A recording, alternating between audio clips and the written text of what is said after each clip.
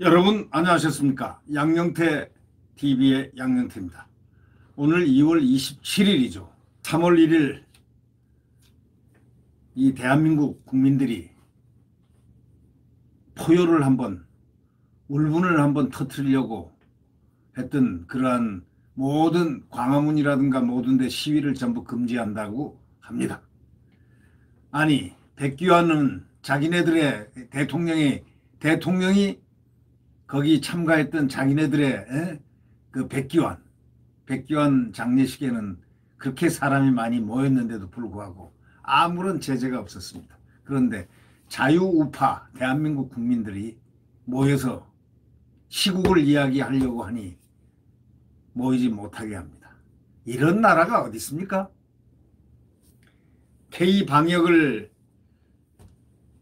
지키려면은 백기환 자기네들의 그 편이라고 하는, 소위 말해서 편가르기 하는 그 편이라 하는, 또 대통령까지 장례식에 참석한 그분의 모임에도 똑같이 적용이 돼야죠. 방역이 여기는 적용되고 여기는 적용 안 되고, 이게 뭡니까?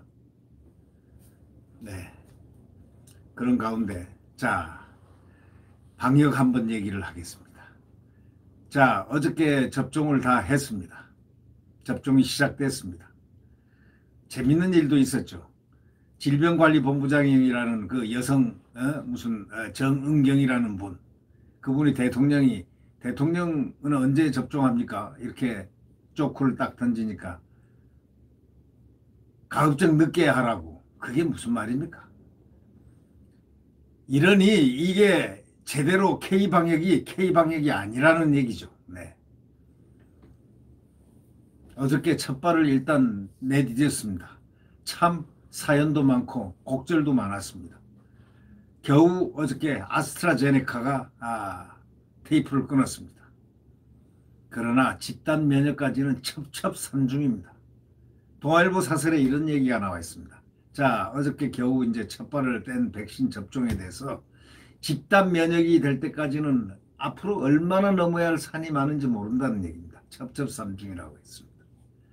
국내에서도 19 우한 코로나 백신 접종이 시작됐습니다. 전국 213개 요양시설에 65세 미만 입소자 및 종사자 5,266명을 대상으로 영국 아스트라제네카 백신을 일제히 접종 시작했습니다. 뭐 부작용들이 여기저기서 좀 나왔다는 거, 뭐 그건 있을 수 있는 얘기라고 생각하지만 그것이 중요한 게 아니고, 이로써 한국은 세계 100번째 백신 접종국이 됐습니다. 참 불명예스러운 겁니다. 첫 백신 접종국인 영국에 비하면 80일간이나 늦었습니다. 국민 생명이 80일간이나 모호한 상황에 놓여 있었다 해도 과언이 아니다, 이런 얘기죠. 어저께 인천공항에 이제 도착해서 전국의 5개 예방접종센터로 배송된 미국 화이자 백신도 오늘부터 코로나 환자 치료병원 의료진 5만여 명에게 접종된다고 합니다. 그나마 다행입니다.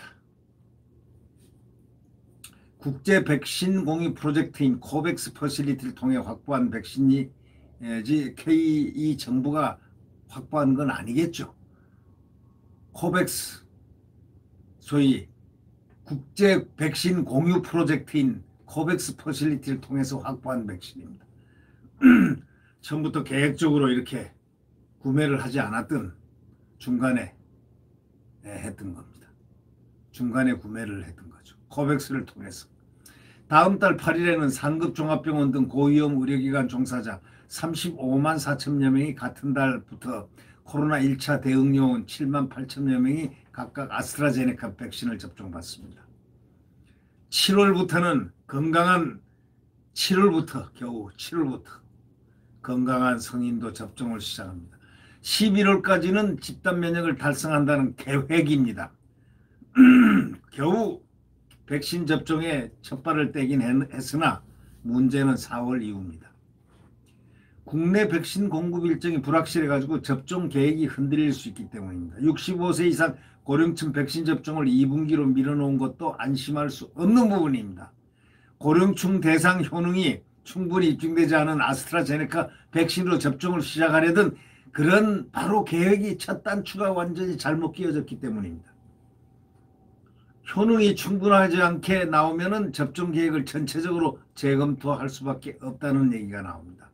지금 세계적인 백신 사재기 품귀현상을 감안해 볼 때 이 정부는 비상한 각오로 백신 확보에 나서야 되는데 그런 능력이 있는지 그걸 모르겠습니다. 이 동아일보 이 사설은 겨우 첫발된 백신 접종, 집단 면역까지 그래서 첩첩산중이라고 이렇게 표현을 했습니다. 정부가 공식적인 1호 접종은 없다고 발표해서 지방자치단체마다 1호 접종자가 나왔습니다. 백신을 맞은 요양시설 종사자들은 안심이 된다는 반응입니다. 그렇지만 코로나 백신을 접종하더라도 항체가 100% 생기는 게 아니지 않습니까? 또 접종한 본인은 감염되지 않더라도 남에게 전파할 위험은 있습니다. 꾸준히 늘고 있는 이 변이 바이러스에 대한 효능도 불분명한 겁니다. 백신에 대한 근거 없는 불신도 문제지만 백신 접종이 시작됐다고 해서 방역의식이 해이해져서도 안 되는 거랍니다. 결국 국민 개개인이 백신 접종에 적극 동참해야 되고 거리두기 위생관리도 철저히 하는 것이 가장 효과적인 방역 대책입니다. 적어도 앞으로 1년간은 마스크 생활을 계속 접종을 해도 해야 된다는 얘기 아니겠습니까? 그 이후로도 마스크를 해야 될지도 모르고 말이죠. 하여튼 백신만 하면 다 된다 이건 아닙니다.